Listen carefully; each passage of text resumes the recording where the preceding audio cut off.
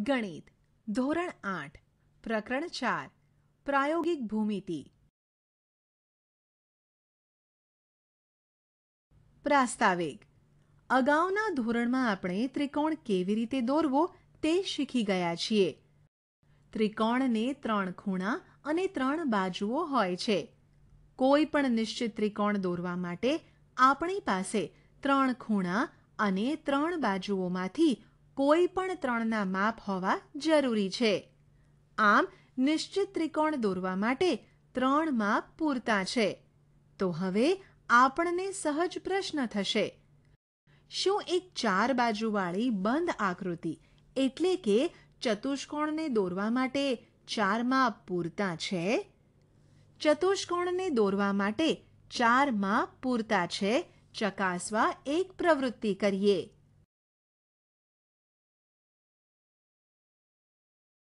પ્રવૃત્તિ. 10 સેન્ટીમીટર લંબાઈની સળીઓની એક જોડ લો. સળીઓની બીજી જોડ 8 સેન્ટીમીટર લંબાઈની લો. હવે આકૃતિમાં દર્શાવ્યા મુજબ ચારેય સળીઓને જોડી એક લંબચોરસ બનાવો કે જેની લંબાઈ 10 સેન્ટીમીટર અને પહોળાઈ 8 સેન્ટીમીટર હોય. આ લંબચોરસ આપેલા 4 માપથી બનાવવામાં આવ્યો છે. હવે લંબચોરસના પાયા BCને ડાબી બાજુ ખસેડો જેથી આ પ્રમાણેની આકૃતિ જોવા મળશે. શું આ આકાર લંબચોરસ છે? ના. તમે જોઈ શકો છો કે લંબચોરસ હવે સમાંતર બાજુ ચતુષ્કોણ બની ચૂક્યો છે. શું આપણે સળીઓની લંબાઈમાં કોઈ ફેરફાર કર્યો? ના. બાજુના માપ જેમના તેમ જ છે. તેમાં કશો ફેરફાર કરેલ નથી. હવે ચતુષ્કોણ ABCDના પાયા BCને વિરુદ્ધ દિશામાં ખસેડો. હવે તમને કેવો આકાર જોવા મળે છે? આપણને ફરીથી એક જુદા પ્રકારનો સમાંતર બાજુ ચતુષ્કોણ પ્રાપ્ત થશે જે આપણે આકૃતિમાં જોઈ શકીએ છીએ. હજુ પણ ચતુષ્કોણની બાજુઓ જે પહેલા હતી તે જ છે. આ પ્રવૃત્તિ દ્વારા જાણવા મળે છે કે નિશ્ચિત ચતુષ્કોણ દોરવા માટે 4 માપ પૂરતા નથી. તો શું 5 માપ પૂરતા છે? ચાલો આ બાબત ચકાસવા બીજી પ્રવૃત્તિ કરીએ. પ્રવૃત્તિ. ફરીથી આપણે 10 સેન્ટીમીટર લંબાઈની 2 સળીઓ અને 8 સેન્ટીમીટર લંબાઈની 2 સળીઓનો ઉપયોગ કરી એક લંબચોરસ બનાવીશું. હવે બીડી લંબાઈની એક સળીને આકૃતિમાં દર્શાવ્યા મુજબ B અને D સાથે જોડીશું. જુઓ, હવે આપણે લંબચોરસના પાયા BCને ડાબી બાજુ કે જમણી બાજુ ખસેડીને આકાર બદલી શકીએ છીએ? ના. આકૃતિને ખોલ્યા સિવાય આ શક્ય નથી. આમ 5મી સળીને લંબચોરસના વિકર્ણ તરીકે ગોઠવતા એક નિશ્ચિત લંબચોરસ પ્રાપ્ત થાય છે. આવો બીજો કોઈ ચતુષ્કોણ એટલે કે આપેલ બાજુઓની લંબાઈ ધરાવતો ચતુષ્કોણ શક્ય નથી. આ પ્રવૃત્તિ દ્વારા આપણે કહી શકીએ કે 5 માપ દ્વારા નિશ્ચિત ચતુષ્કોણ પ્રાપ્ત થાય છે. પણ શું 5 માપ એક નિશ્ચિત ચતુષ્કોણ દોરવા માટે પૂરતા છે? ચતુષ્કોણ રચો. નીચે આપેલા માપના આધારે આપણે નિશ્ચિત ચતુષ્કોણ કેવી રીતે રચી શકાય તે શીખીશું. જ્યારે 4 બાજુ અને એક વિકર્ણ આપ્યો હોય. જ્યારે 2 વિકર્ણો અને 3 બાજુ આપી હોય. જ્યારે પાસેની 2 બાજુ અને 3 ખૂણા આપ્યા હોય. જ્યારે 3 બાજુ અને તેના 2 અંતર્ગત ખૂણા આપ્યા હોય. જ્યારે અન્ય ખાસ લાક્ષણિકતા જાણતા હોઈએ. તો ચાલો એક પછી એક આ બધી રચનાઓ લઈએ. જ્યારે 4 બાજુ અને એક વિકર્ણ આપ્યો હોય. આ પ્રકારની રચના આપણે ઉદાહરણથી સમજીએ. ઉદાહરણ. ચતુષ્કોણ PQRS રચો જ્યાં PQ = 4 centimetre, QR is equal to 6 centimetre, RS is equal to 5 centimetre અને PR is equal to 7 centimetre. ઉકેલ. સૌપ્રથમ આપણે ચતુષ્કોણની કાચી આકૃતિ આ રીતે દોરીશું. કાચી આકૃતિ આપણને ચતુષ્કોણ સમજવામાં ઉપયોગી થશે. આપણે પહેલા ચતુષ્કોણને દોરી અને પછી નામ નિર્દેશન કરીશું. ચતુષ્કોણ રચવા માટેના સોપાનો. સોપાન 1. કાચી આકૃતિ પરથી આપણે જોઈ શકીએ છીએ કે બા રચનાની શરત મુજબ આપણે ત્રિકોણ PQR રચી શકીએ. આ પ્રમાણે ત્રિકોણ PQR રચો. સોપાન 2. હવે આપણે ચોથું બિંદુ S દર્શાવીશું. આ બિંદુ S એ PRની સાપેક્ષે Qની વિરુદ્ધ દિશામાં દર્શાવીશું. આ માટે આપણી પાસે બે માપ છે. બિંદુ S એ બિંદુ P થી 5.5 સેન્ટીમીટર દૂર છે. તેથી Pને કેન્દ્ર રાખી 5.5 સેન્ટીમીટરનો એક ચાપ દોરો. સોપાન 3. બિંદુ S એ બિંદુ R થી 5 સેન્ટીમીટર દૂર છે. તેથી Rને કેન્દ્ર લઈને 5 સેન્ટીમીટરનો ચાપ રચો. સોપાન 4. બિંદુ S આપણે દોરેલી બંને ચાપ પર હોવું જોઈએ. તેથી તે બંને ચાપનું છેદબિંદુ છે. તેને S દર્શાવીને ચતુષ્કોણ PQRS પૂર્ણ કરીશું. આમ PQRS એ માંગ્યા મુજબનો ચતુષ્કોણ છે. ઉદાહરણ. સમાંતર બાજુ ચતુષ્કોણ MORE રચો. જ્યાં OR is equal to 6 centimetre, RE is equal to 4.5 centimetre અને EO is equal to 7.5 centimetre.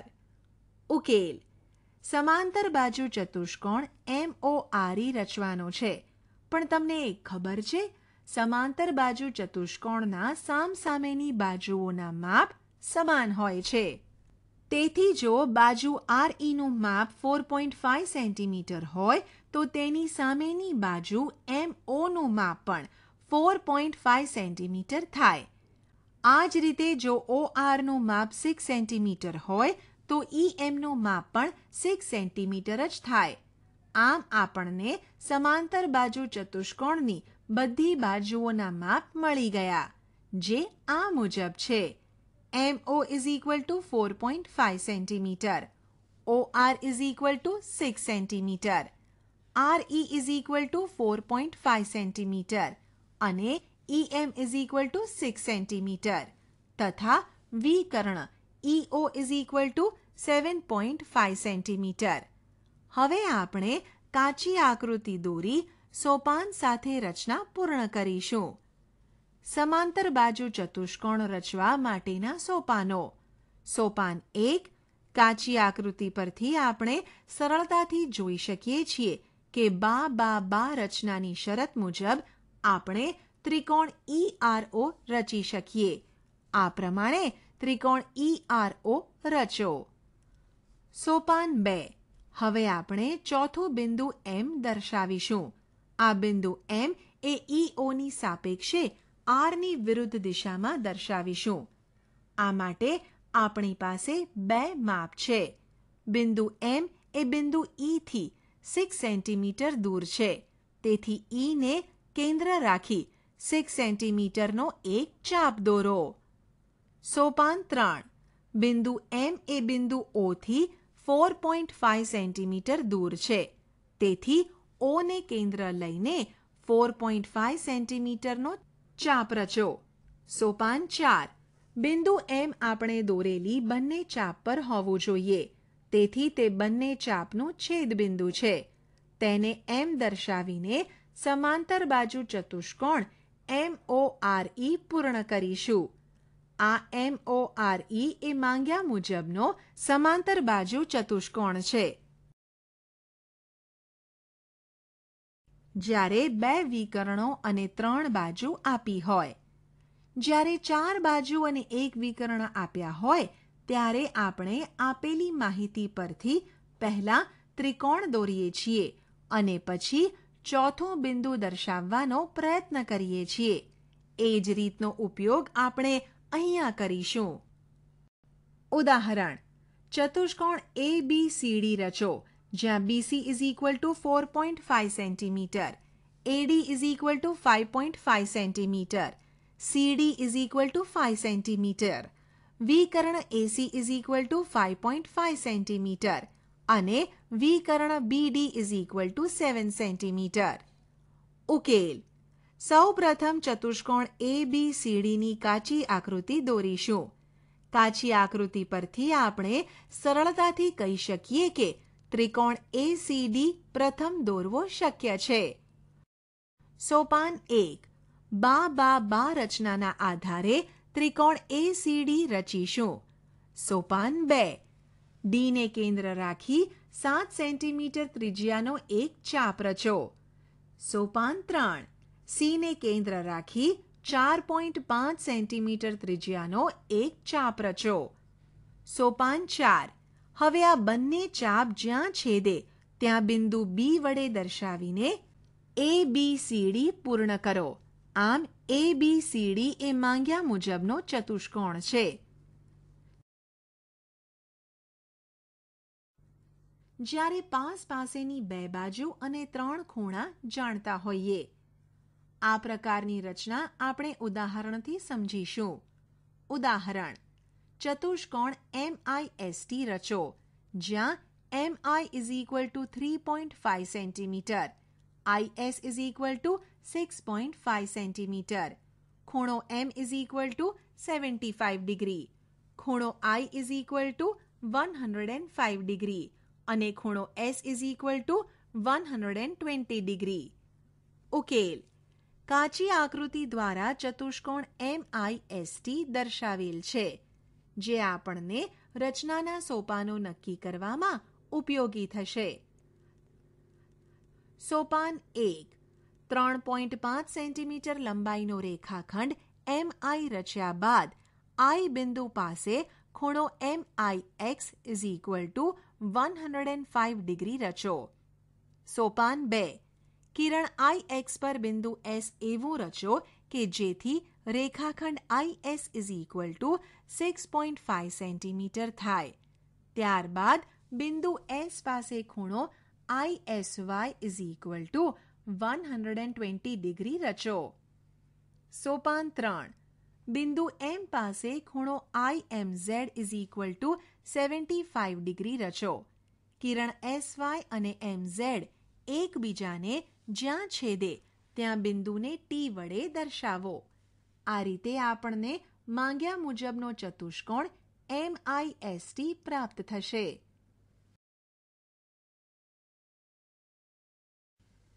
ઉદાહરણ: ચતુષ્કોણ MORE રચો, જ્યાં MO = 6 સેન્ટીમીટર, OR = 4.5 સેન્ટીમીટર, ખૂણો M = 60 ડિગ્રી, ખૂણો O = 105 ડિગ્રી અને ખૂણો R = 105 ડિગ્રી હોય. ઉકેલ: ચતુષ્કોણ MOREની કાચી આકૃતિ આ રીતે દોરીશું. સોપાન 1. 6 સેન્ટીમીટર લંબાઈનો રેખાખંડ MO રચ્યા બાદ O બિંદુ પાસે ખૂણો MOX = 105 ડિગ્રી રચો. સોપાન 2. કિરણ OX પર બિંદુ R એવું રચો કે જેથી રેખાખંડ OR = 4.5 સેન્ટીમીટર થાય. ત્યારબાદ બિંદુ R પાસે ખૂણો ORY = 105 ડિગ્રી રચો. સોપાન 3. બિંદુ M પાસે ખૂણો OMZ = 60 ડિગ્રી રચો. કિરણ RY અને MZ એકબીજાને જ્યાં છેદે ત્યાં બિંદુને E વડે દર્શાવો. આ રીતે આપણને માંગ્યા મુજબનો ચતુષ્કોણ MORE પ્રાપ્ત થશે. જ્યારે 3 બાજુ અને તેના 2 અંતર્ગત ખૂણા આપ્યા હોય. આ પ્રકારની રચના આપણે ઉદાહરણથી સમજીશું. ઉદાહરણ: ચતુષ્કોણ ABCD રચો, જ્યાં AB is equal to 4 centimetre, BC is equal to 5 centimetre, CD is equal to 6.5 centimetre અને ખૂણો B is equal to 105 degree અને ખૂણો C is equal to 80 degree હોય. ઉકેલ: ચતુષ્કોણ ABCDની કાચી આકૃતિ આ રીતે દોરીશું. સોપાન 1. સૌપ્રથમ આપણે 5 સેન્ટીમીટરનો રેખાખંડ BC રચીશું. બિંદુ B પાસે 105 ડિગ્રીનો ખૂણો રચાય તેવું કિરણ BX રચો. હવે કિરણ BX પર બિંદુ B થી 4 સેન્ટીમીટર દૂર A બિંદુ દર્શાવો. સોપાન 2. ખૂણો BCY is equal to 80 degree રચો. સોપાન 3. બિંદુ C ને કેન્દ્ર રાખી 6.5 સેન્ટીમીટરનો ચાપ દોરો. આ ચાપ કિરણ CY ને D માં છેદે છે. સોપાન 4.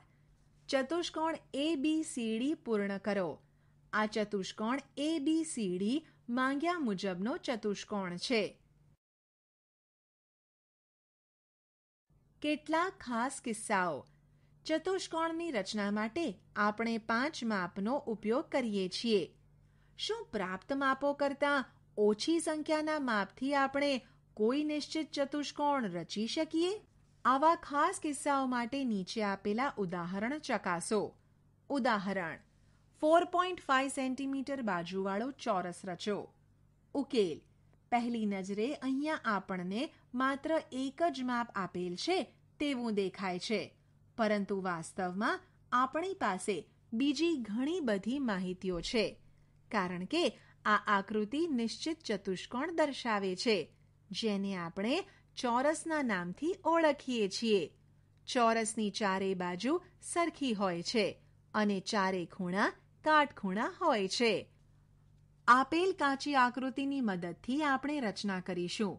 સૌ પ્રથમ બાખુબા શરતને આધારે આપણે ત્રિકોણ ABC રચીશું. પછી સરળતાથી બિંદુ D પણ દર્શાવી શકીશું. તો આપેલા માપના ચોરસની રચના તૈયાર છે. રચના કેવી રીતે કરવી તેની સમજણ પડી ને? ચાલો સોપાન તમે તમારી જાતે લખો. ઉદાહરણ: શું એવો સમબાજુ ચતુષ્કોણ ABCD રચવો શક્ય છે કે જ્યાં AC is equal to 7 centimetre અને BD is equal to 6 centimetre હોય? તમારા જવાબની સત્યર્થતા ચકાસો. ઉકેલ: સમબાજુ ચતુષ્કોણના માત્ર 2 વિકર્ણોના માપ આપ્યા છે. આમ છતાં સમબાજુ ચતુષ્કોણની લાક્ષણિકતાને કારણે આપણને ઘણી મદદ મળી રહેશે. સમબાજુ ચતુષ્કોણના વિકર્ણ એકબીજાના લંબ દ્વિભાજક હોય છે. તેથી સૌપ્રથમ 7 સેન્ટીમીટર લંબાઈનો રેખાખંડ AC રચો. ત્યારબાદ તેનો લંબ દ્વિભાજક રચો. તે પરસ્પર O બિંદુમાં છેદે છે. હવે બંને વિકર્ણના છેદ બિંદુને કેન્દ્ર સ્થાને લઈને 3 સેન્ટીમીટરનો ચાપ રચો, જે લંબ દ્વિભાજકને બિંદુ B અને બિંદુ D માં છેદશે. હવે સીધી પટ્ટીની મદદથી બિંદુ A, B, C અને D ને જોડો, જે માંગ્યા મુજબનો સમબાજુ ચતુષ્કોણ પ્રાપ્ત થશે. જો રચનાની સમજણ પડી હોય તો સોપાનો જાતે લખવાનો પ્રયત્ન કરો. આપણે શી ચર્ચા કરી? 1. ચતુષ્કોણના 5 માપ એક અનન્ય ચતુષ્કોણ સુનિશ્ચિત કરે છે. 2. જો ચતુષ્કોણની 4 બાજુ અને એક વિકર્ણ આપેલ હોય તો તેના દ્વારા એક અનન્ય ચતુષ્કોણ સુનિશ્ચિત થાય છે. 3. જો ચતુષ્કોણના 2 વિકર્ણ અને 3 બાજુઓ જાણતા હોઈએ તો એક અનન્ય ચતુષ્કોણ સુનિશ્ચિત થાય. 4. જો ચતુષ્કોણની પાસેની 2 બાજુઓ અને 3 ખૂણાઓ જાણતા હોઈએ તો તેના દ્વારા એક અનન્ય ચતુષ્કોણ સુનિશ્ચિત થાય. 5. જો 3 બાજુઓ અને તેમાં 2 અંતર્ગત ખૂણાઓ આપ્યા હોય તો એક અનન્ય ચતુષ્કોણ સુનિશ્ચિત થાય. આશા છે કે તમને આ ઈ લર્નિંગ મોડ્યુલમાં મજા આવી હશે. આભાર.